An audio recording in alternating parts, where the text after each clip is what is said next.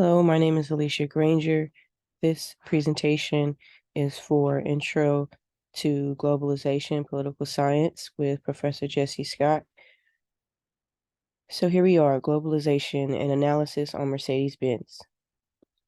Introduction. The headquarters of Mercedes-Benz are still in Stuttgart, Germany, where the company was established. This factory, which was established in 1904, currently employs about 19,000 people. Stuttgart's manufacturing facility also carries out R&D products and produces Mercedes-Benz components. Around 3,700 people work at Mercedes-Benz production facilities in the United States, which is also located in Tuscaloosa, Alabama. The first significant Mercedes-Benz plant outside of Germany was established here in 1995. Describe item and country of origin. So here we are, we have the Mercedes-Benz as the brand name and product. The country of origin is Berlin, Germany. Company making the product. So it's Mercedes-Benz of Sindelfingen. The Mercedes-Benz plant in Sindelfingen has a history going back over 100 years and has the longest traditions of any Mercedes-Benz Group AG plant. The company founders, Gottlieb Daimler and Carl Benz, made history by inventing the automobile in 1886. As a pioneer of automotive engineering, Mercedes-Benz sees shaping the future of mobility in a safe and sustainable way as both a motivation and an obligation. Company making the product, again, Mercedes-Benz. They have about 25,000 employees at the Sindelfingen location. Additionally, Mercedes-Benz production takes place in Hambach, France, which consists of about 800 employees, produces the Smart 42 model series for their city cars. In Sebeș and Granger, Romania, we have about 3,000 employees, produces transmissions and engine and transmission parts. In Beijing, China, there are about 11,500 employees, much more than the other few countries mentioned. And they manufacture the Mercedes-Benz C-Class, the E-Class, the GLC, the GLA, and the engines. East London and South Africa have about 3,300 employees, and they manufacture the Mercedes-Benz C-Class as well. Foreign. So the Mercedes-Benz is simultaneously a foreign and American-made vehicle, but predominantly it is foreign. Though Mercedes-Benz was initially established in Germany, it has since erected buildings all over the globe. Germany, specifically, Mercedes-Benz was, of course, founded in Stuttgart, which also serves as the corporate headquarters for the whole Daimler Group. About 19,000 people work at this location and in that facility, which was established in 1904 and currently produces genuine Mercedes-Benz components like engines, axles, and transmissions. Social and political issues. So in regards to the social and political issues in recent times, so due to the Russian and Ukraine war, Mercedes had to impose sanctions on Russia in regards to their allies and the things that are going on there. And such political instability results in losses, of course. And Pakistan also put a ban on imports of luxury goods in order to boost its own economy. And that is in regards to, understanding how geopolitics and globalization works. The more you have imported, the less, home economy, home income, profit margins remain low if you're always importing goods. So that was one of the things that Pakistan did. And most products in regards to the Mercedes-Benz products are transported to the U.S. from Germany. Import and tariff. So the import of luxury items has lately been prohibited by the government of Pakistan. Mercedes would be suitable if a government implemented an investor-friendly taxation strategy. Losses would result otherwise. Mercedes must keep a careful eye on the demographic shifts occurring in the organizations where it conducts business, since it will need to modify its marketing plans to account for new demographic trends. And to send a good message in regards to the political climate, the corporation would need to hire workers from many ethnic groups inside a nation. And we'll talk more about this piece here as it applies to more cultural diversity and acceptance of a diverse demographic within leadership in their corporation. Social and political issues. So there has been some corruption. So outsiders have been baffled by North Korean leader Kim Jong-un's entourage of Mercedes-Benz limousines this year. And this is in regards to 2019, when things were in a more normal sense, I guess you would say. And so wondering how the sanctions hit government acquired the opulent vehicle. So researchers took some time and took a look into Kim regime's trade secrets, and which involved 3 cargo jets, 4 months, and 5 nations. So what happened here, as we see on this right side here, Mercedes must keep a watchful, careful eye on the demographic shifts occurring in the organizations where it conducts business, since it would need to modify marketing plans to account for new demographic trends. So this is in regards to, looking at corruption, looking at, things that are happening in other parts of the world where the brand name, the Mercedes brand name, is coming up in social, political issues. And how does the company react to those things?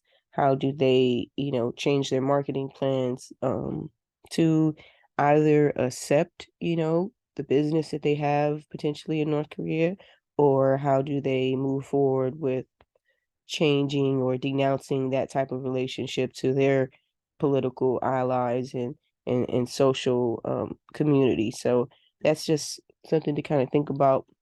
Is when you think about these corporations and you think about what they do, you're like, oh, they're conglomerates. They make automobiles and they sell it for thousands and thousands of dollars, and it's all profit and it's all just, you know, products and business. But at the end of the day, we can see that in other areas in the scope of what they do, there is some, social and political issues that are entangled in what, they have going on. And it's just by nature of the beast that we're in.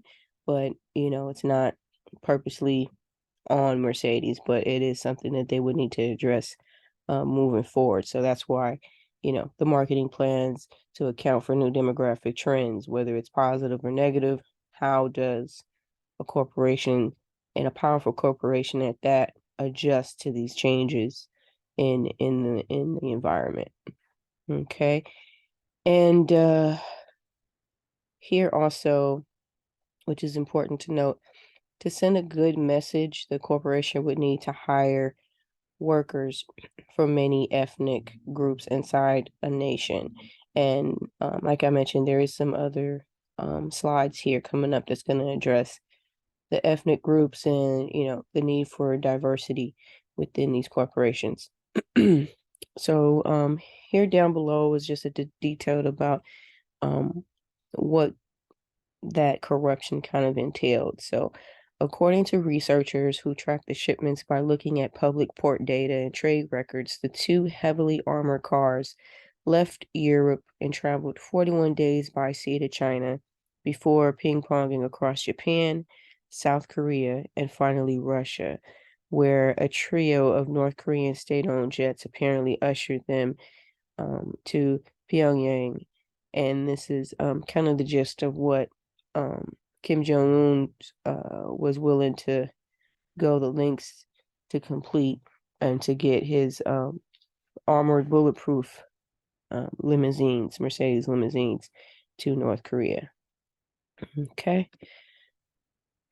So Mercedes-Benz using sustainable materials. So in this graphic here, we see to the left sustainable processed leather and leather alternatives. So this is the alternative to using, animal skins and things like that.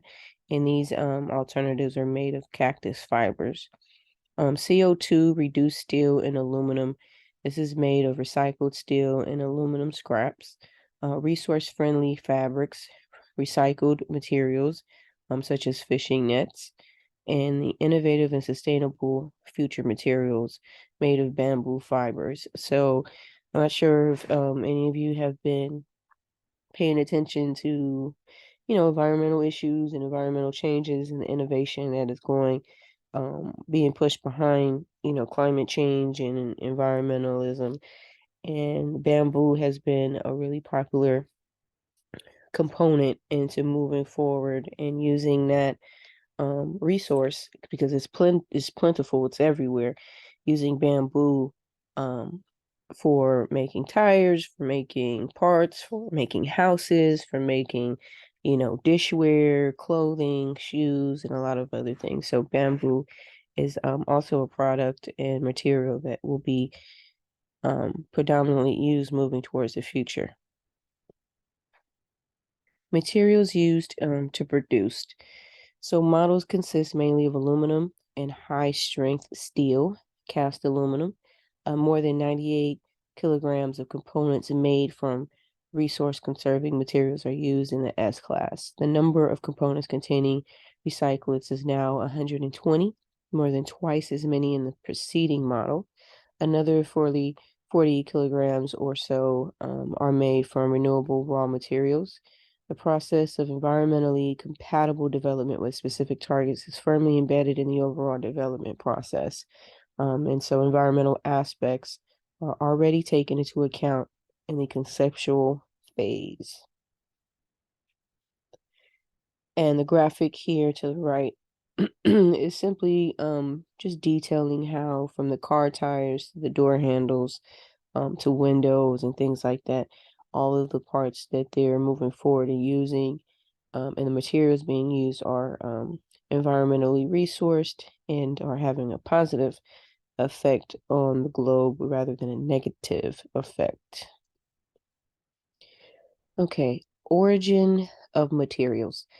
So Mercedes-Benz traces its origins to Carl Benz's creation of the first internal combustion engine in a car, seen in the Benz patent motor wagon, which was financed by Bertha Benz's dowry and patented in January of 1886.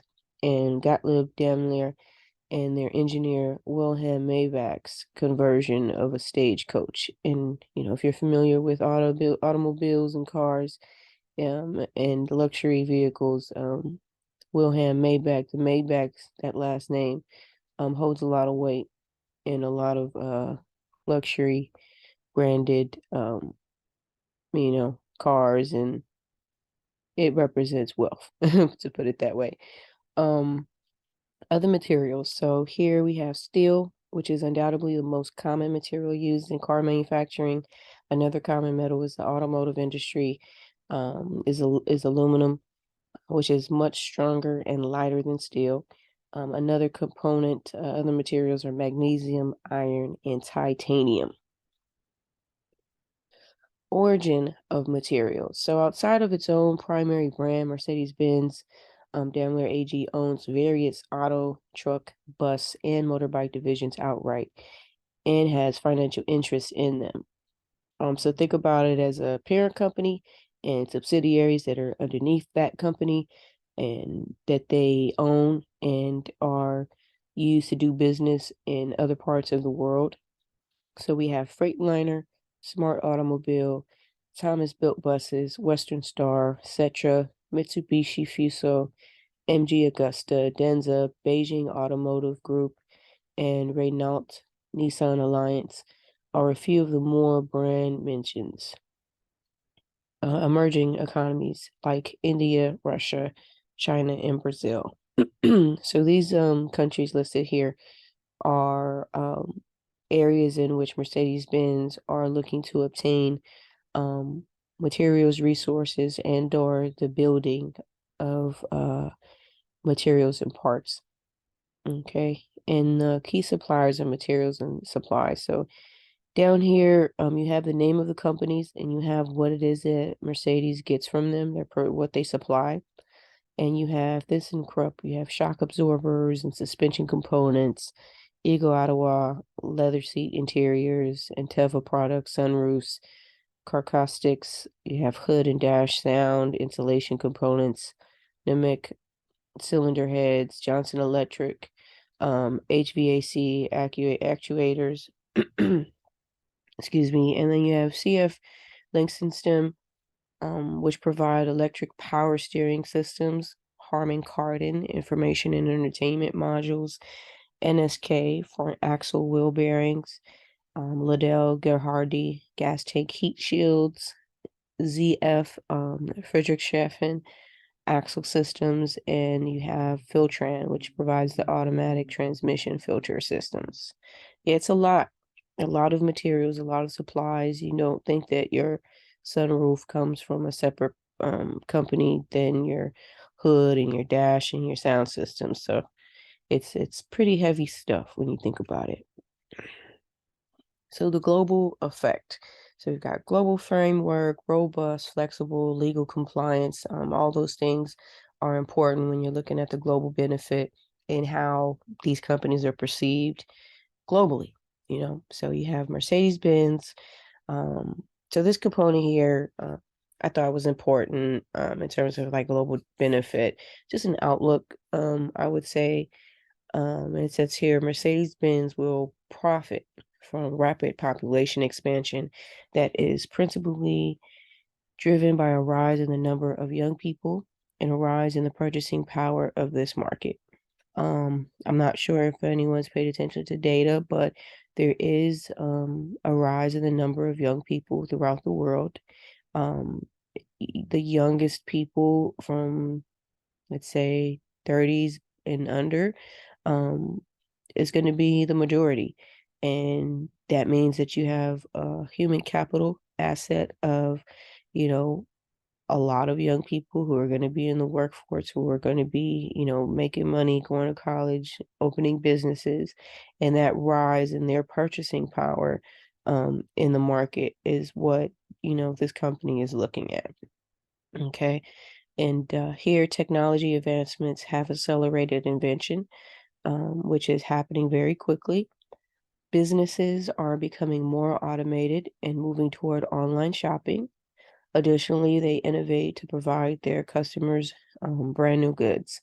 So this spoke out to me, one, because I've worked recently in the car business, and businesses like CarMax and others have utilized online shopping, even with vehicles, all the way to, setting up servicing for your vehicles, all the way to ordering what vehicle you want, the types of parts, types of, interior color, things like that, mileage, and having your vehicle dropped off to you at your home. And this was something that I was a part of, even doing financing in your driveway. So a lot of businesses are making the adjustment to not only, being able to buy clothing and ordering food online, but all the way down to shopping for your vehicles and getting them delivered to your doorstep. Okay. And additionally, they innovate to provide their customers with brand new goods and to adjust to the changing markets. Reflection.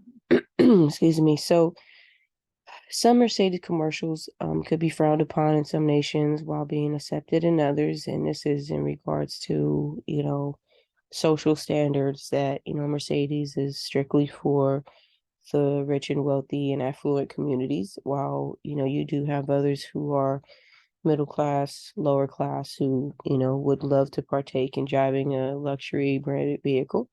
Um, in other ways too. So there have been some sexual explicit commercials that I've seen in parts of Asia that were not, totally accepted by, more communist based governments.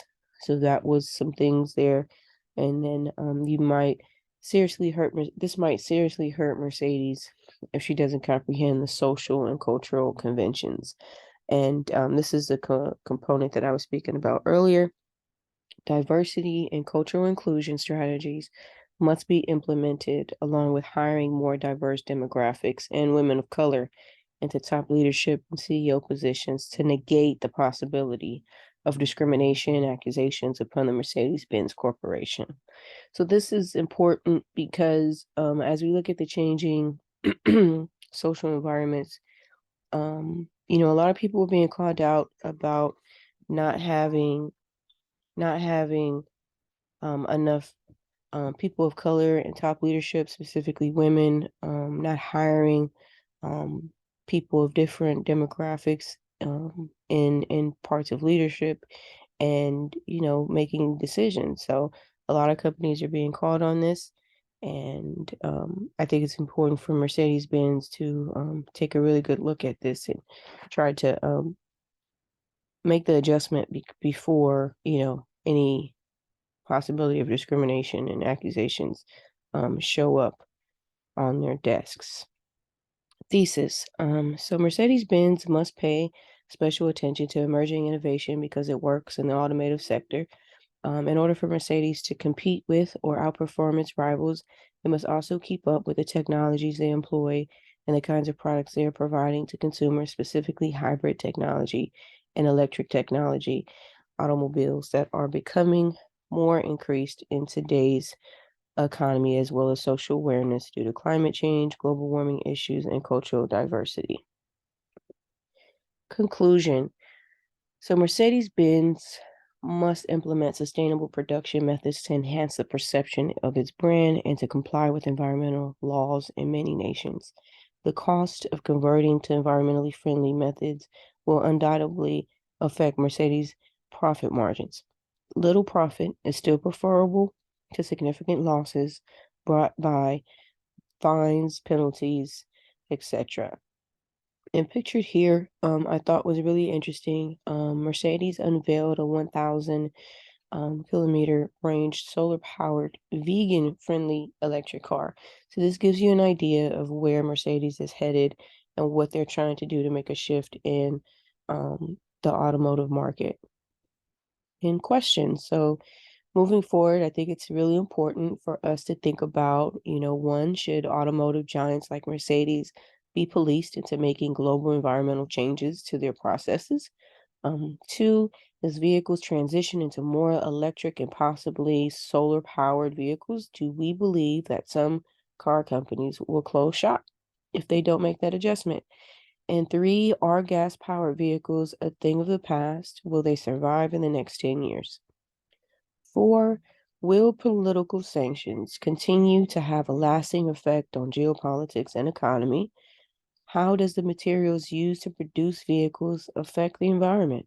And I think when we put these questions into perspective, we think about what car companies we wish to support, what type of changes do we want to make in our own lives to make those adjustments, and just thinking about, how much cars cost and the effect it has on the planet and our own financial stability. Okay. And that is all. I have some resources here. If you guys would like to take a closer look at some of the articles that I researched that helped me to provide the details in this presentation. And that is the end. Thank you so much for listening and have a great day.